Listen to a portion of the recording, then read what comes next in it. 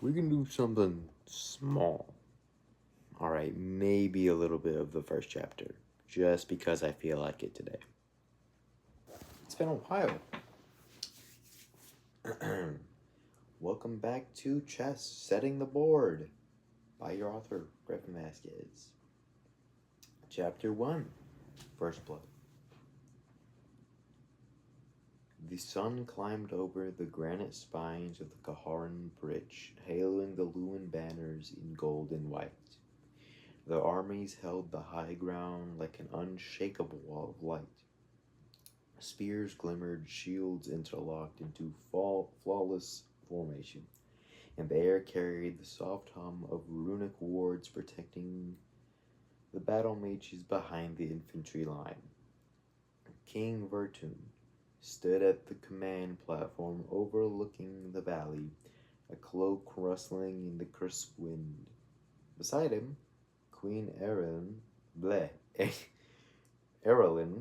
lowered her spyglass, confident, a knowing smile forming on her lips. She said.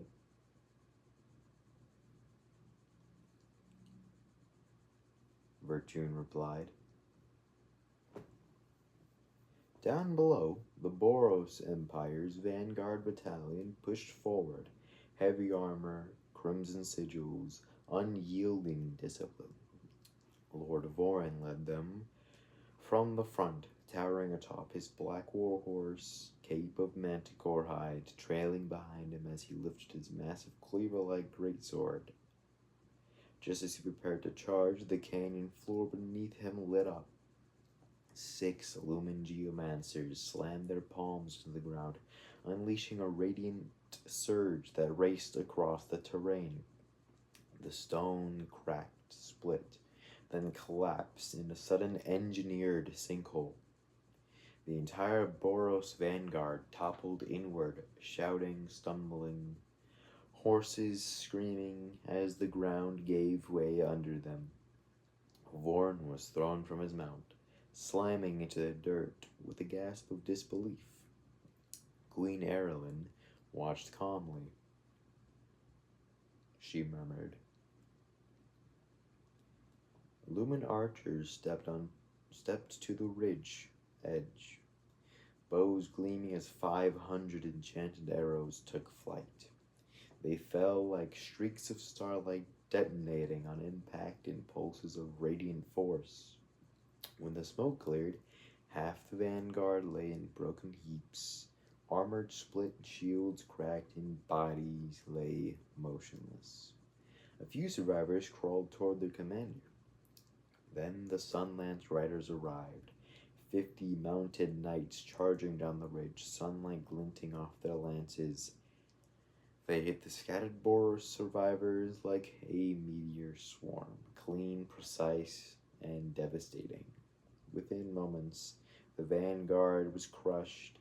Lord Vorin staggered upright, eyes filled with a wild fury as he watched his battalion fall apart before his very eyes. Forward! All battalions, forward! He roared, but the remaining Boros lines hesitated. The trap was obvious now. The terrain favored the Lumen Empire too perfectly, and the response had been too coordinated, too flawless. Queen Erlin tracked their faltering motions, their formations completely in disarray. They're rattled. She said. Now we break them. She raised one hand, and the rune casters behind her began chanting. Bands of light wrapped around their arms, merging into a synchronized wave that exploded outwards. A shimmering distortion washed over the Boros formations, destabilizing their weapons. Their swords trembled in their own palms, the blades roaring hot and twisting under the force of the runes. Dozens of soldiers dropped their weapons, palms scorched, and the Lumen infantry marched.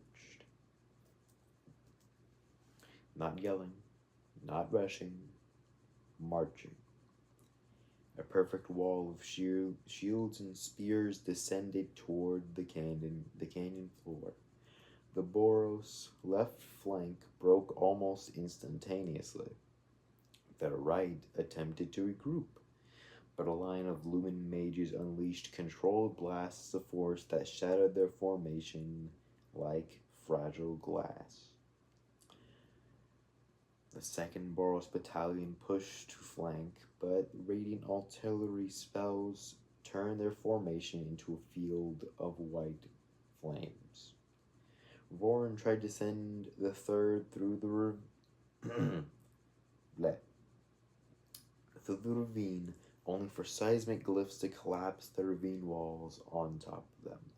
Every maneuver was useless, every order was shattered before it could take effect. His forces were failing. Alright.